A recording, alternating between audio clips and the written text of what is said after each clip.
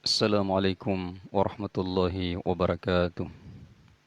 Innal hamdalillah nahmaduhu wa nasta'inuhu wa nasta'fir wa na'udzu billahi min shururi anfusina wa min sayyiati a'malina. Asyhadu an la ilaha illallah wahdahu la syarikalah wa asyhadu anna Muhammadan abduhu wa rasuluh.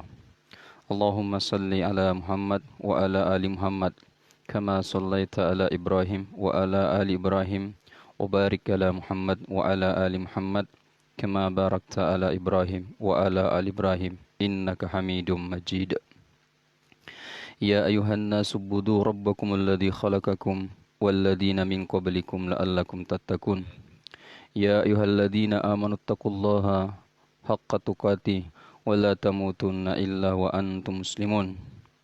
Ya ayyuhalladzina amanu taqullaha wa kunu ma'as sadiqin.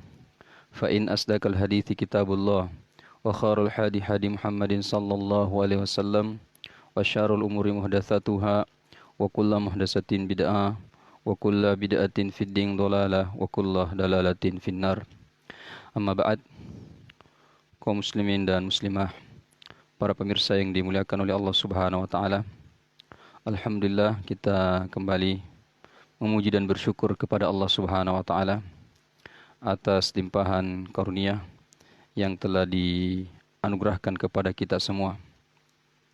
Kita bersyukur kepada Allah Subhanahu wa taala atas nikmat Islam yang telah dianugerahkan kepada kita semua. Kita bersyukur kepada Allah Subhanahu wa taala atas nikmat ukhuwah yang telah dianugerahkan kepada kita semua. Kita bersyukur kepada Allah Subhanahu wa taala atas nikmat iman, atas nikmat Islam, persaudaraan yang telah dianugerahkan kepada kita semua. Dan kita juga bersalawat kepada beliau, pemimpin umat, manusia terbaik sepanjang zaman, yaitu Nabi Muhammad sallallahu alaihi wasallam. Kita berharap mudah-mudahan di akhirat kelak kita berjumpa dengan Nabi Muhammad sallallahu alaihi wasallam sebagai bentuk tanda bahwa kita termasuk orang yang selamat. Kaum muslimin dan muslimah, para pemirsa yang dimuliakan oleh Allah Subhanahu wa taala, alhamdulillah pada kesempatan kali ini kita sudah memasuki pertemuan yang kelima dalam serial kajian panduan Ramadan, bekal meraih Ramadan penuh berkah. Alhamdulillah kemarin telah kita bahas secara singkat tentang keutamaan ganjaran bagi orang yang berpuasa. Ganjaran bagi orang yang berpuasa. Insyaallah pada kesempatan kali ini kita akan memasuki yaitu pembahasan hukum puasa Ramadan.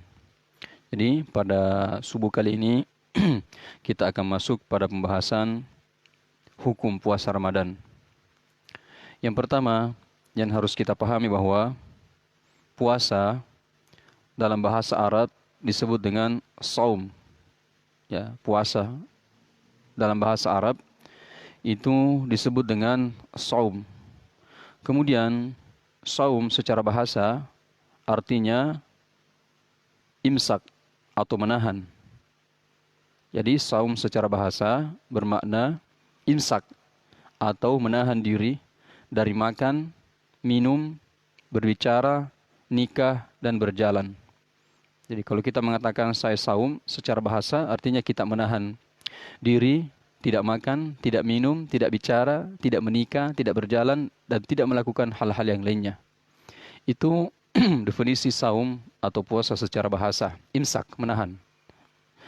Adapun secara istilah, saum bermakna menahan diri dari segala hal yang bisa membatalkan puasa dengan tata cara yang khusus.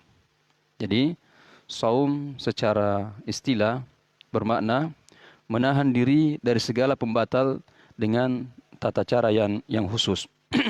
Ya, insyaallah tentang pembatal-pembatal puasa ini akan kita sebutkan pada pertemuan-pertemuan selanjutnya. Atau saum secara istilah adalah beribadah kepada Allah Subhanahu wa taala.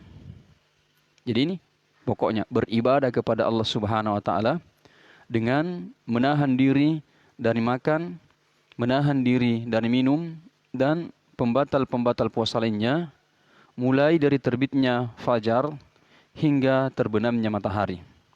Itu yang dimaksud dengan puasa atau saum secara istilah, yaitu menahan diri dari makan, minum, dan pembatal-pembatal puasa lainnya, mulai dari terbitnya fajar hingga terbenamnya matahari. Ya, sekali lagi, pembatal-pembatal puasa akan kita sebutkan, jelaskan pada pertemuan-pertemuan berikutnya, karena materi kita ini adalah materi yang berkelanjutan, ya, materi yang berkesinambungan. Ya, tidak bisa kita langsung membahas secara menyeluruh, tetapi kita bahas secara poin per poin sesuai dengan urutan-urutan dalam bab pembahasan kita. Jadi itu yang dimaksud dengan saum. Kemudian kaum muslimin dan muslimah, para pemirsa yang dimuliakan oleh Allah Subhanahu wa taala, selanjutnya yang harus kita pahami bahwa hukum daripada puasa Ramadan ini sebagaimana yang telah kita pahami, yaitu hukumnya wajib. Tidak ada khilaf atau perbedaan pendapat di kalangan para ulama kita tentang hukum puasa Ramadan, yaitu hukum puasa Ramadan itu hukumnya wajib. Sebagaimana yang disampaikan oleh Allah Subhanahu wa taala di dalam Al-Qur'an dalam surah Al-Baqarah ayat 183. Di sana sungguh sangat jelas Allah Subhanahu wa taala berfirman, "Ya ayyuhalladzina amanu kutiba alaikumusyamu kama kutiba alal ladzina min qablikum la'allakum tattaqun." Saya rasa ayat ini ayat yang populer dan kita semua menghafalnya. Wahai orang-orang yang beriman, kutiba alaikumusiyam, diwajibkan atas kamu berpuasa. Nah, di sini jelaskan puasa yang dimaksud di sini adalah puasa Ramadan. Sebagaimana diwajibkan atas orang-orang sebelum kamu agar kalian bertakwa. Jadi ini sungguh sangat jelas bahwa puasa Ramadan ini hukumnya wajib. Kemudian hukum puasa Ramadan ini juga kita pahami kewajibannya dari sabda Rasulullah sallallahu alaihi wasallam yang diriwayatkan oleh Imam Bukhari dan Imam Muslim, bahwa Rasulullah sallallahu alaihi wasallam bersabda, "Bunyan Islam ala khamsin." Bahwa Islam ini dibangun di atas 5 rukun. Yang pertama, syahadat Allah ilaha illallah wa anna Muhammadar Rasulullah, syahadat la ilaha illallah Muhammadar Rasulullah, wa iqamis salah, menegakkan salat, wa itaiz zakah, membayar zakat, wal haji, dan haji, wa shaum Ramadan, dan puasa Ramadan. Jadi 5 agama Islam ini dibangun di atas 5 rukun. Salah satu di antaranya adalah shaum Ramadan, puasa di bulan suci Ramadan.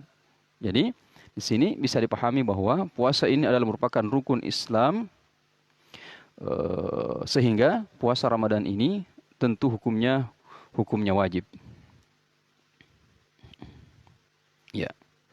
Kemudian sebagaimana yang telah kita sampaikan tadi bahwa wajibnya puasa Ramadan ini sudah maklum minad dini bidarurah. Ada istilah dalam agama kita yaitu maklum minad dini bidarurah. Apa yang dimaksud dengan hal tersebut? Yaitu secara pasti sudah diketahui wajibnya karena puasa adalah bagian dari rukun Islam. Nah, ini sudah kita sampaikan tadi bahwa sudah diketahui secara pasti, secara umum, dan disepakati secara umum bahwa puasa Ramadan ini wajib karena puasa Ramadan ini bagian dari rukun Islam.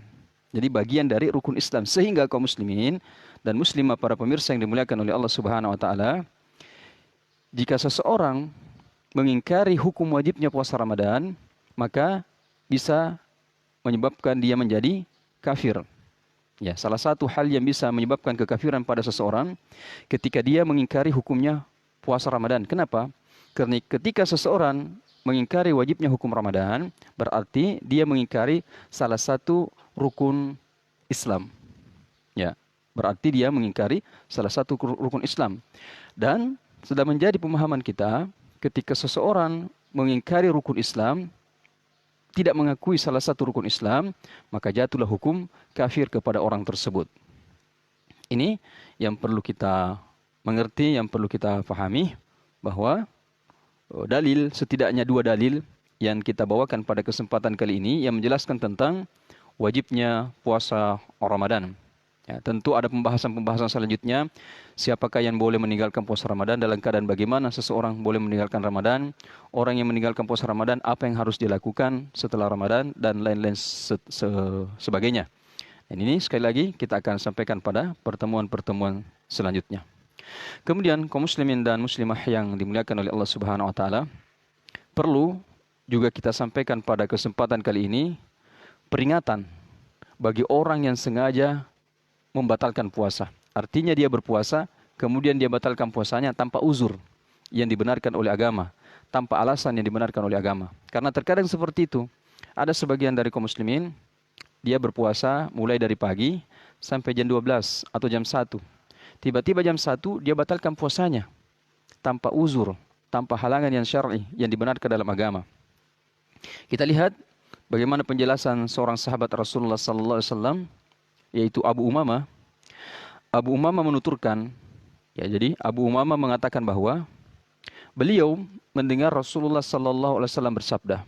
Jadi Abu Umamah ini menceritakan bahwa dia pernah mendengarkan Rasulullah sallallahu alaihi wasallam bersabda, ketika aku tidur, jadi ketika Rasulullah sallallahu alaihi wasallam tidur, aku didatangi oleh 2 orang laki-laki. Rasulullah sallallahu alaihi wasallam didatangi 2 orang laki-laki. Lalu keduanya menarik lenganku dan membawaku ke gunung yang terjal. Lalu kedua laki-laki ini, kata Rasulullah, menarik lengan Rasulullah lalu membawa Rasulullah sallallahu alaihi wasallam ke atas gunung yang sangat terjal. Keduanya berkata, kedua laki-laki ini berkata, atau kedua orang ini berkata kepada Rasulullah, naiklah, naiklah. Lalu Rasulullah mengatakan, sesungguhnya aku tidak mampu. Kemudian kedua orang tersebut berkata, kami akan memudahkanmu. Maka aku, kata Rasulullah, aku pun menaikinya, sehingga ketika aku sampai di kegelapan gunung, ya, kemudian Rasulullah naik, kemudian ketika Rasulullah sudah sampai di atas kegelapan gunung, di puncak gunung, maka tiba-tiba, kata Rasulullah, aku mendengar suara yang sangat keras. Jadi ketika Rasulullah sudah sampai di atas puncak gunung yang sangat gelap, maka tiba-tiba Rasulullah sallallahu alaihi wasallam mendengarkan suara yang sangat keras. Ada suara yang sangat keras. Lalu Rasulullah sallallahu alaihi wasallam bertanya kepada 2 orang ini, suara apa itu? Suara apa itu? Mereka menjawab, kedua orang ini menjawab, itu adalah suara jeritan para penghuni kubur.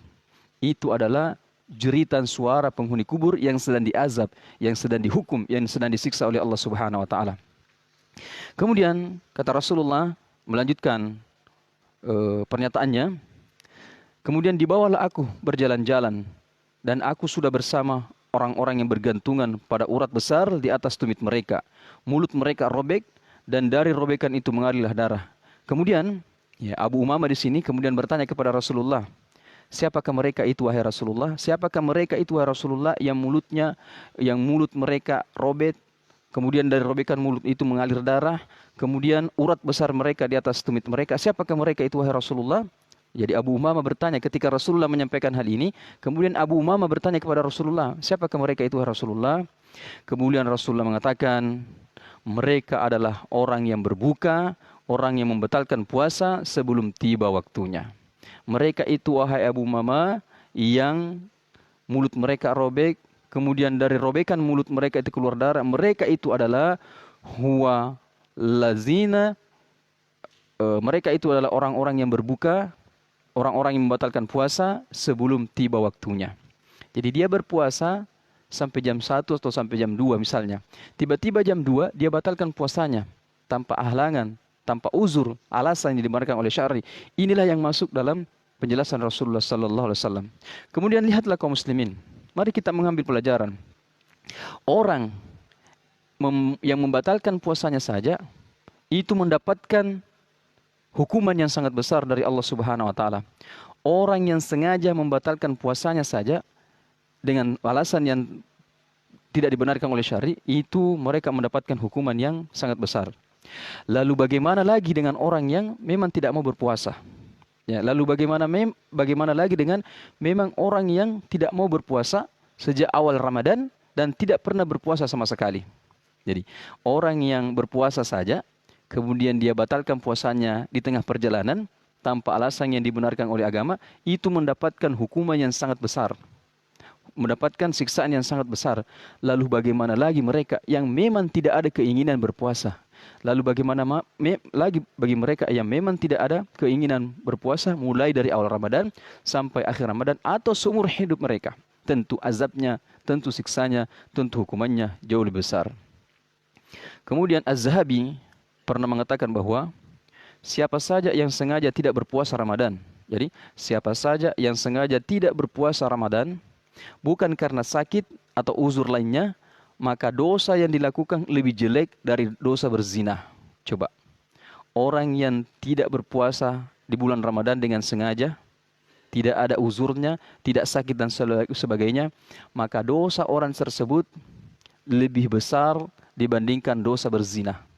Ya, kita tahu bagaimana besarnya dosa zina tersebut. Ternyata tidak berpuasa di bulan Ramadan dengan sengaja, itu dosanya lebih besar dibandingkan berzina. Kemudian dosanya lebih besar dibanding dengan penarik upeti dengan paksa. Ini penarik upeti ini orang yang menarik pajak dengan paksa, dia paksa orang untuk mengeluarkan pajak, itu dosanya besar. Tetapi dosa orang yang tidak berpuasa di bulan Ramadan dengan sengaja itu jauh lebih besar. Kemudian pecandu minuman keras, orang yang minum minuman keras sudah jelas dosanya di sisi Allah Subhanahu wa taala. Tetapi orang yang sengaja tidak berpuasa di bulan suci Ramadan, dosanya jauh lebih besar dibandingkan peminum khamar.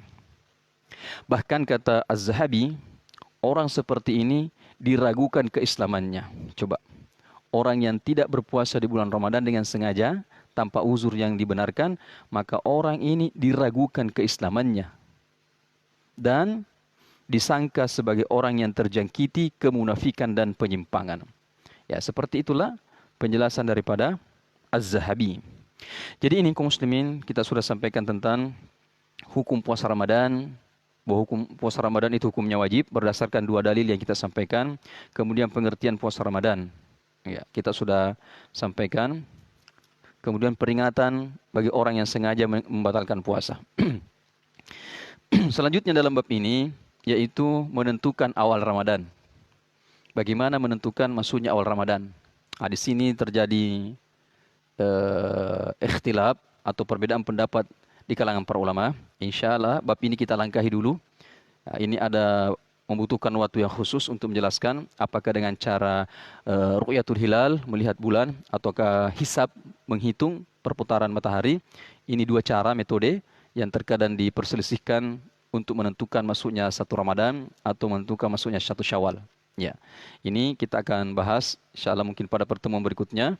Ya, menentukan awal Ramadan. Dalil tentang menentukan awal Ramadan dengan ru'yatul hilal, melihat bulan. Dalil menentukan masuknya Ramadan dengan menggunakan metode hisab atau perhitungan. Ya, ini kita langkahi dulu bab ini. Selanjutnya itu syarat puasa. Ya, ini syarat puasa. Syarat puasa wajib, syarat wajib puasa ada tiga. Ya, dalam tulisan ini syarat wajib puasa itu ada tiga. Yang pertama sehat, tidak dalam keadaan sakit. Yang kedua menetap, tidak dalam keadaan bersafar. Jadi yang pertama itu orang yang wajib puasa dia sehat menurut tinjauan medis. Ya, walaupun dia ada penyakit misalnya, tetapi kalau medis mengatakan tidak apa-apa dia berpuasa, maka dia wajib berpuasa.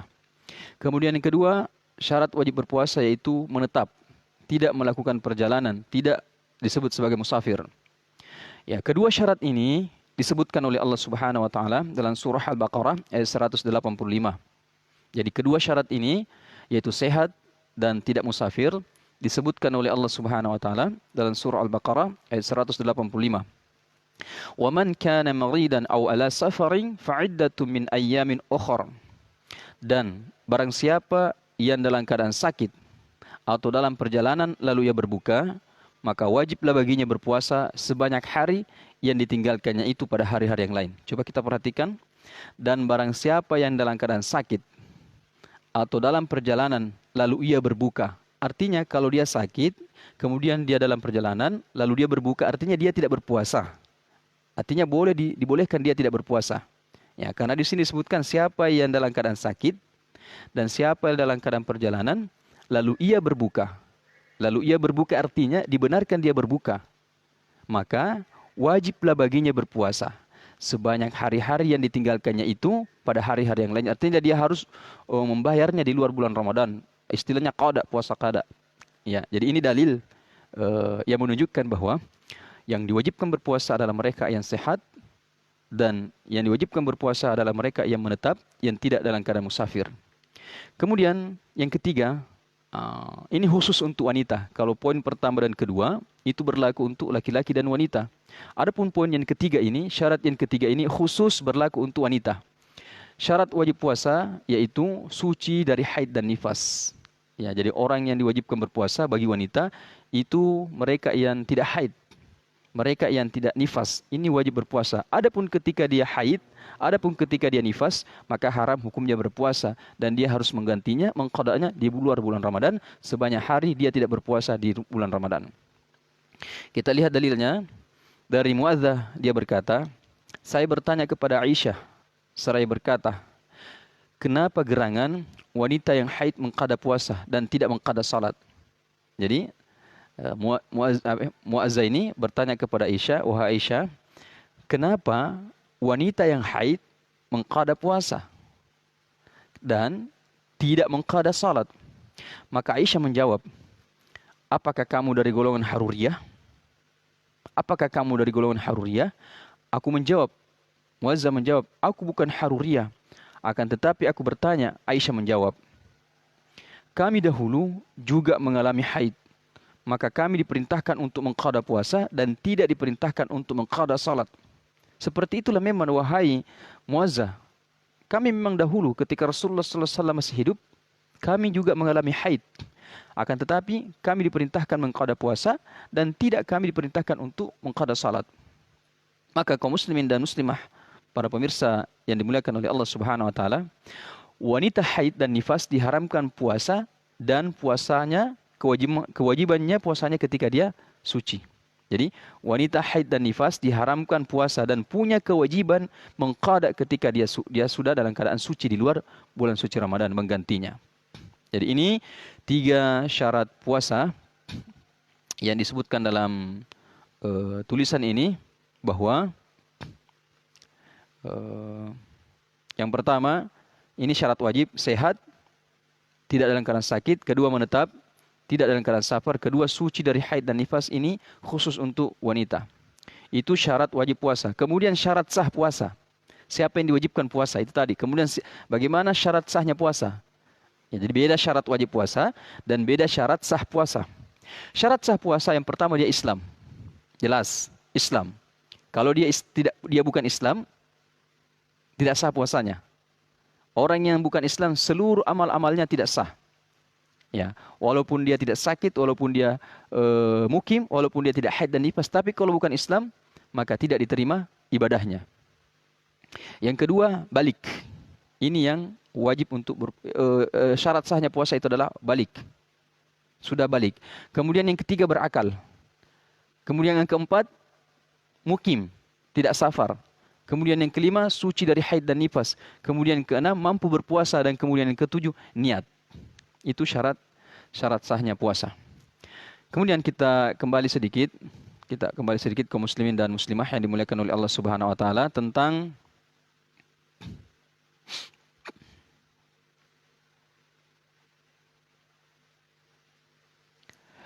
bahwa puasa Ramadan itu wajib bagi setiap muslim yang balik, ya, yang dewasa. Di sini ulama kita menjelaskan bagaimanakah seseorang itu dikatakan sudah balik atau sudah dewasa. Apa ukurannya seseorang itu dikatakan sudah balik atau sudah dewasa? Di sini dijelaskan bahwa tanda-tanda balik itu yang pertama adalah ihtilam. Tanda-tanda seseorang itu dikatakan balik ketika dia ihtilam. Apa yang dimaksud dengan ihtilam? Yaitu keluarnya, mohon maaf, sperma dalam keadaan sadar atau saat dia mimpi basah.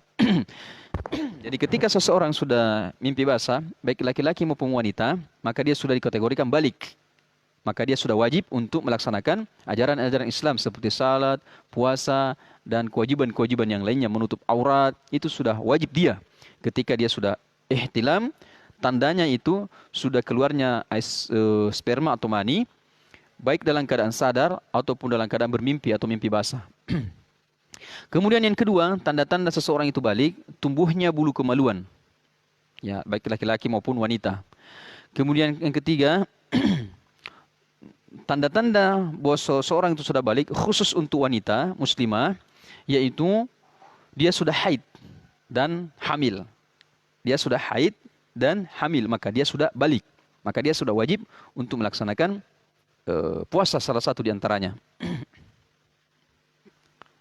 Kemudian sebagian fuqaha, ulama fikih mengatakan bahwa diperintahkan bagi anak yang sudah menginjak usia 7 tahun untuk berpuasa. Jadi sebagian ulama fikih menjelaskan bahwa diperintahkan bagi anak yang sudah menginjak usia 7 tahun untuk berpuasa. Jadi ketika anak itu sudah berusia 7 tahun, maka dia boleh diperintahkan untuk berpuasa. Jika ia mampu, sebagaimana mereka diperintahkan untuk salat. Jadi jika ia mampu, maka dia mengerjakan puasa sebagaimana mereka diperintahkan untuk mengerjakan ibadah-ibadah salat. Jika ia sudah berusia 10 tahun, jika dia sudah berusia 10 tahun dan meninggalkannya padahal dia mampu, maka hendaklah ia dipukul. Ini anak yang sudah berusia 7 tahun dan dia mampu untuk melakukan puasa, maka diperintahkan untuk berpuasa. Tetapi ketika dia tidak mampu, maka tidak boleh dipaksakan. Adapun ketika dia sudah berumur 10 tahun, dia sudah berumur 10 tahun, maka diperintahkan untuk puasa. Dan ketika dia meninggalkannya, padahal dia mampu, anak 10 tahun diperintahkan untuk puasa, tetapi dia tinggalkan padahal dia mampu, dia bisa memenuhi syarat, kemudian dia tinggalkan puasa itu, maka dia boleh dipukul. Dipukul di sini bukanlah pukulan yang menyakitkan. Pukulan di sini adalah pukulan yang mendidik. Ya, paling kakinya kita pukul sedikit, seperti itu. Bukan kepalanya, bukan belakangnya menggunakan kayu, bukan seperti itu. Yang berumur 7 tahun diperintahkan juga berpuasa, tapi kalau dia tidak lakukan, dia mampu tapi dia tidak lakukan, maka tidak dipukul. Karena belum balik. Ya.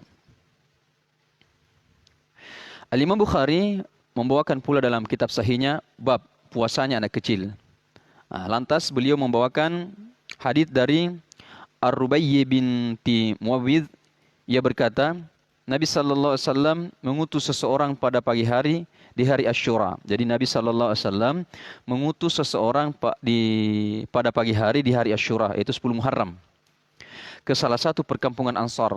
Lantas beliau sallallahu alaihi wasallam berkata, barang siapa yang tidak berpuasa di pagi hari, maka hendaklah ia menyempurnakan sisa hari ini dengan berpuasa. Barang siapa yang berpuasa di pagi harinya, hendaklah ia tetap berpuasa.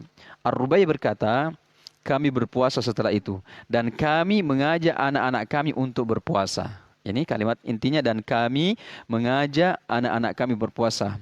Kami membuatkan pada mereka mainan dari bulu. Jika saat puasa mereka ingin makan, jadi ini jika anak-anak ini, jika saat mereka berpuasa kemudian dia ingin makan, dia lapar, maka kami berikan pada mereka mainan tersebut. Jadi anak-anak pada waktu itu diajak untuk berpuasa, kemudian dibuatkan main-mainan, entahlah apa main-mainannya, apakah mobil-mobilan ataukah boneka dan sebagainya. Kemudian ketika anak-anak ini sudah menjalankan puasanya, tiba-tiba dia lapar dan ingin makan. Dia ingin lapar, maka kata Rubayyi, kami memberikan mainan tersebut kepada anak-anak tersebut, kemudian dia bermain. Sehingga mereka terhibur. Mereka terhibur dan merupakan rasa laparnya. Mereka terhibur karena bermain, sibuk bermain, dan melupakan rasa laparnya. Hilang itu rasa laparnya. Terkadang anak-anak kita juga sekarang seperti itu. Kalau dia sudah memegang handphone, bermain game, berjam-jam itu, terkadang mereka hanya makan di pagi hari, nanti makan lagi di malam hari. Nah ini seperti itu perumpamaannya. Jadi mereka terhibur sehingga mereka menjalankan puasa hingga waktu berbuka. Hadis riwayat Al-Imam Bukhari. Hadis ini kaum muslimin menunjukkan bahwa hendaklah anak-anak dididik puasa sejak mereka kuat. Jadi hadis ini mengajarkan kepada kita hendaklah anak-anak itu dididik berpuasa sejak mereka kuat. Walaupun mereka masih kecil tapi mereka kuat, maka mereka dididik untuk berpuasa. Jika mereka merengek ingin berbuka padahal belum waktunya, ya, maka hiburlah mereka dengan mainan sehingga mereka terbuai, artinya mereka lupa. Akhirnya mereka nantinya bisa menjalankan puasa hingga waktu maghrib. Jadi mereka terbiasa. Allah bisa karena biasa. Kebiasaan yang perlu ditanamkan kepada anak-anak kita. Jadi itu yang dimaksud dengan balik, dewasa. Kemudian yang kedua, berakal. Ya, puasa Ramadan itu wajib bagi setiap muslim yang berakal. Orang yang gila tidak wajib untuk berpuasa. Orang yang gila tidak wajib berpuasa. Lalu bagaimana dengan orang yang pingsan? Ya, lalu bagaimana dengan orang yang pingsan? Hal ini dijelaskan oleh Syekh Muhammad bin Al-Hisni bahwa, nah ini ada rinciannya. Jika orang yang pingsan itu hilang kesadaran dalam keseluruhan hari, artinya ketika ada orang yang pingsan, mulai dari terbitnya matahari sampai terbenamnya matahari, 1 hari full dia pingsan, maka tidak sah puasanya. Ya, ketika ada orang yang pingsan mulai terbitnya fajar, waktu menahan imsak, dan nanti dia sadar terbangun setelah masuknya waktu berbuka puasa, maka puasanya tidak sah. Di puasanya tidak sah. Namun ketika ada orang yang pingsan, ya, di saat dia pingsan terbitnya fajar, kemudian pada tengah hari misalnya jam 1 atau jam 12, kemudian dia sadar, maka puasanya sah. Nah, ini perbedaannya orang yang pingsan. Kalau dia pingsan mulai dari terbitnya fajar sampai masuknya waktu berbuka puasa, maka puasanya tidak sah. Dia pingsan, hilang kesadaran total. Tetapi kalau dia pingsan terbitnya fajar, kemudian dia pingsan sampai jam 10, misalnya sampai jam 2, kemudian dia sadar, maka kemudian dia lanjutkan puasanya, maka puasanya sah. Nah, walaupun sekali lagi ini ada perbedaan pendapat di kalangan para ulama, akan tetapi pendapat terkuat dari perselisihan, yaitu inilah pendapat yang terkuat bahwa seperti inilah penjelasannya. Kemudian selanjutnya, bagaimana dengan orang yang tidur seharian, apakah puasanya sah? Jadi ada orang yang tertidur seharian penuh, apakah puasanya sah? Ya, dalam tulisan ini disebutkan ada ulama yang mengatakan tidak sah, sebagaimana orang pingsan tadi yang seharian, dia kiaskan hukumnya dengan orang yang pingsan. Jadi ini ulama mengatakan di orang yang tertidur, orang yang tidur hanya kerjanya mulai dari terbitnya fajar dia tidur sampai masuknya waktu maghrib, maka tidak sah puasanya. Maka tidak sah puasanya. Namun pendapat yang paling kuat, yang benar, yang sahih adalah tidur seharian tersebut tidak merusak puasa. Ya, karena orang yang tidur masih termasuk orang yang dikenai kewajiban ibadah. Ya, tapi tidak dianjurkan seperti ini, karena kalau ada orang yang berpuasa, dia tidur mulai dari terbitnya fajar sampai masuk waktu maghrib, maka tentu ada kewajiban yang dia tinggalkan, yaitu kewajiban salat duhur dan salat asar. Ya, kewajiban salat duhur dan kewajiban salat asar dia tinggalkan. Walaupun secara hukum dia sah puasanya, karena dia termasuk ahliyatul ibadah, yaitu orang yang dikenakan kewajiban ibadah. Seperti itu. Kemudian syarat Ramadan itu wajib bagi orang yang dalam keadaan sehat. Ya, orang yang dalam keadaan sehat seperti yang kita sampaikan tadi, dan dalam keadaan mungkin tidak bersafar.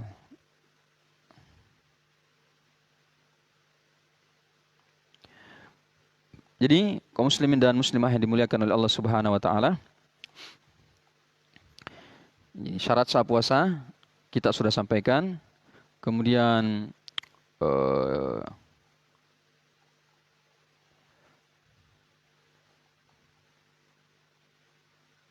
syarat wajib puasa juga kita sudah sampaikan.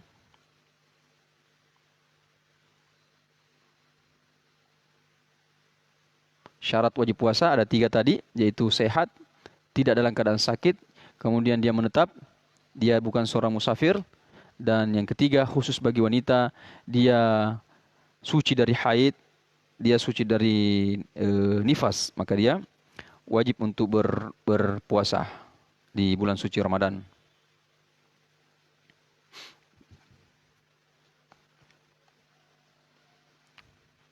Saya rasa ini dulu yang kita sampaikan pada kesempatan kali ini.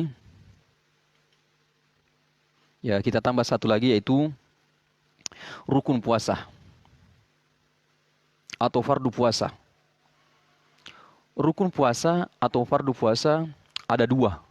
Jadi rukun puasa itu ada dua. Yang pertama, menahan diri dari melakukan hal-hal yang bisa membatalkan puasa. Dan yang kedua, niat. Jadi rukun puasa itu ada dua. Yang pertama, menahan diri dari hal-hal yang bisa membatalkan puasa. Dan yang kedua, niat. Ya, sebagaimana yang dijelaskan oleh Allah Subhanahu wa taala dalam surah Al-Baqarah ayat 187. Wa kulu washrabu hatta yatabayyana lakumul khaytul abyadu minal khaytil aswadi minal fajr thumma atimmus siyama ilal lail. Dan makan, minumlah hingga terang bagimu benang putih dari benang hitam yaitu fajar.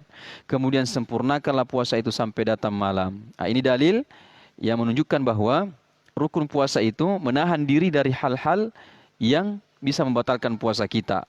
Mulai dari terbitnya fajar sampai terbenamnya matahari. Dan makanlah dan makan dan minumlah, kata Allah Subhanahu wa taala, sampai terang bagimu benang putih dari benang hitam. Ya, yang dimaksud dari ayat ini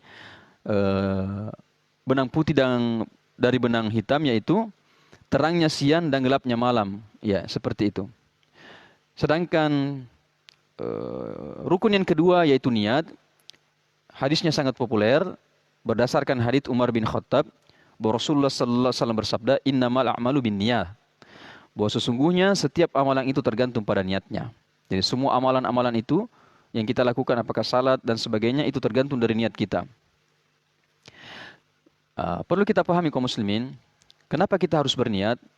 Karena untuk membedakan kita menahan lapar biasa, kemudian untuk membedakan kita puasa sunnah ataukah puasa wajib, maka perlu ada niat untuk membedakan kita menahan lapar ini hanya sekedar untuk diet. Ya, terkadang ada orang menahan lapar, tidak makan dan tidak minum.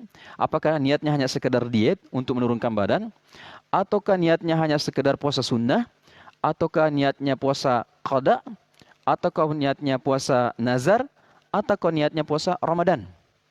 Maka perlu yang namanya niat. Namun perlu kita pahami bahwa niat itu letaknya di dalam hati. Ini yang perlu kita jelaskan sedikit, bahwa niat itu tempatnya di dalam hati, bukan di lisan kita, bukan diucapkan. Sebagaimana perkataan Al-Imam Nawawi, beliau mengatakan bahwa tidaklah sah puasa seseorang kecuali dengan niat. Jadi tidak sah puasa seseorang kecuali dengan niat. Letak niat adalah dalam hati, kata Imam Nawawi. Letak niat itu tempatnya di dalam hati. Tidak disyaratkan diucapkan. Tidak disyaratkan untuk diucapkan. Kemudian kata beliau, masalah ini tidak terdapat perselisihan di antara para ulama.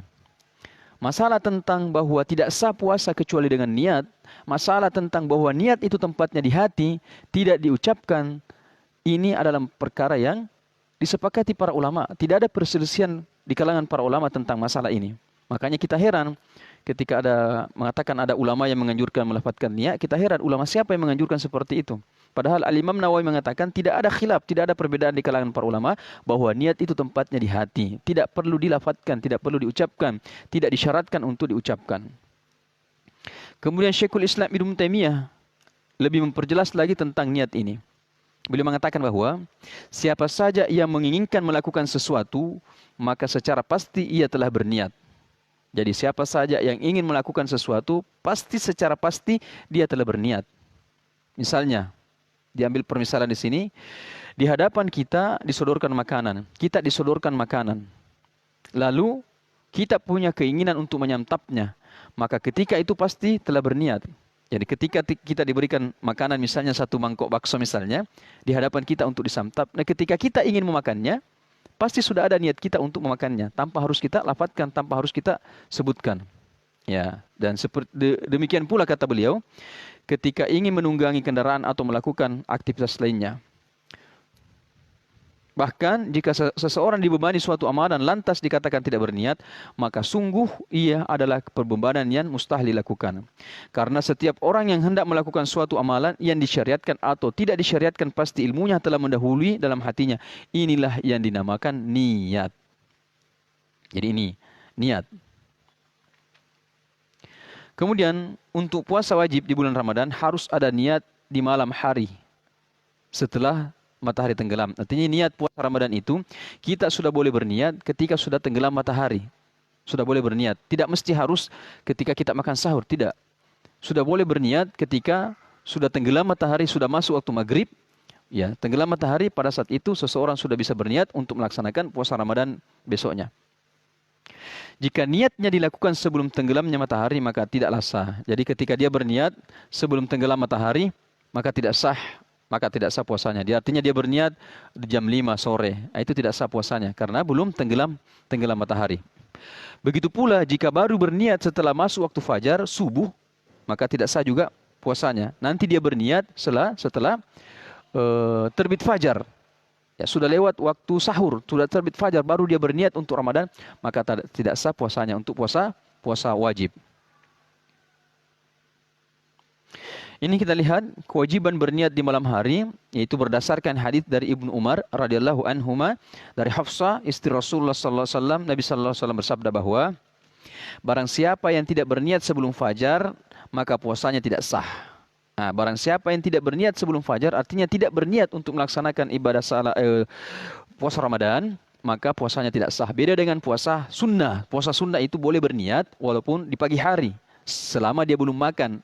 Ya, selama dia belum makan, mulai dari terbitnya fajar. Tapi kalau dia sudah makan terbitnya fajar, maka tidak sah puasanya. Jadi puasa wajib itu Ramadan wajib berniat sebelum terbitnya fajar. Kapan dia berniat setelah terbitnya fajar, maka tidak sah puasanya. Ya.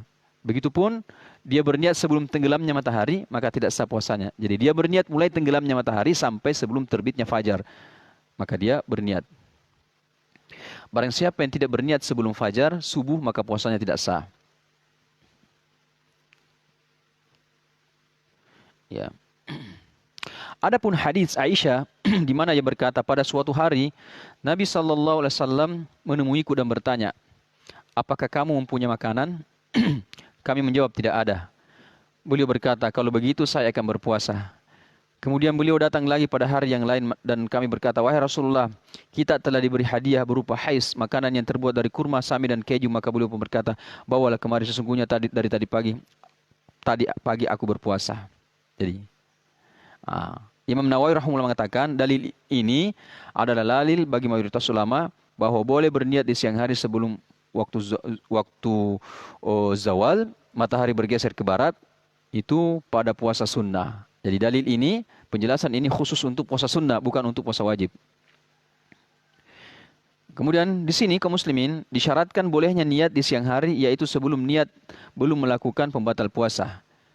Jika ia sudah melakukan pembatal puasa sebelum niat di siang hari, maka puasanya tidak sah. Hal ini tidak ada perselisihan di dalamnya. Yaitu puasa sunnah. Ada orang yang berpuasa sunnah, ya.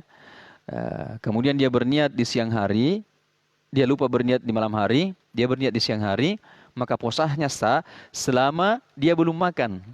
Selama dia belum melakukan pembatal puasa ketika terbitnya fajar. Tapi ketika dia sudah melakukan pembatal puasa di terbitnya fajar, kemudian di siang hari dia mau berpuasa sunnah, berniat puasa sunnah, maka tetap tidak sah.